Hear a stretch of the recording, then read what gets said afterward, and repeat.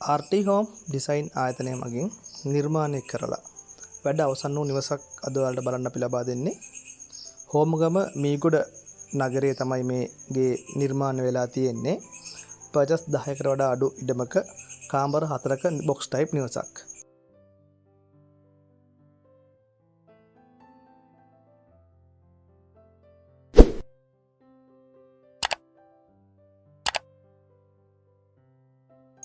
මේ ගෙදර වීඩියෝ එකක් මම මීට අවුරුදු දෙකමාරට කලින් 3D ඩිසයින් එකත් එක්ක කරලා තිනවා. මම ඒකේ ලින්ක් එකත් පල්ලෙහෙන් දාන්නම්. ඔයාලට විස්තර ගොඩක් එකෙන් බලා ගන්න පුළුවන්. නිවසේ වැඩ ආරම්භ වූ දා ඉඳන් වැඩ අවසන් වන තෙක් සම්පූර්ණ අප ආයතනයේ අධීක්ෂණය යටතේ තමයි මේ නිවස නිර්මාණය වුණේ. ඔයාලට බලන්න පුළුවන් 3D ඩිසයින් එක සහ දැන් ගේ හැදිලා තියෙන අවසාන නිර්මාණය අතර වෙනසක් තියෙනවද කියලා.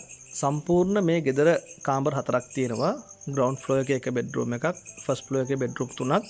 සම්පූර්ණ ඩිසයින් එකෙන් පිට යන්නේ නැතුව ඩිසයින් එක අනුවම නිර්මාණය කරපු ගෙදරක්. ඒ නිසා ඒ ඩිසයින් එකේ තියෙන විදිහටම ගේ හදා ගන්න ඕනට හැකියාව ලැබුණා.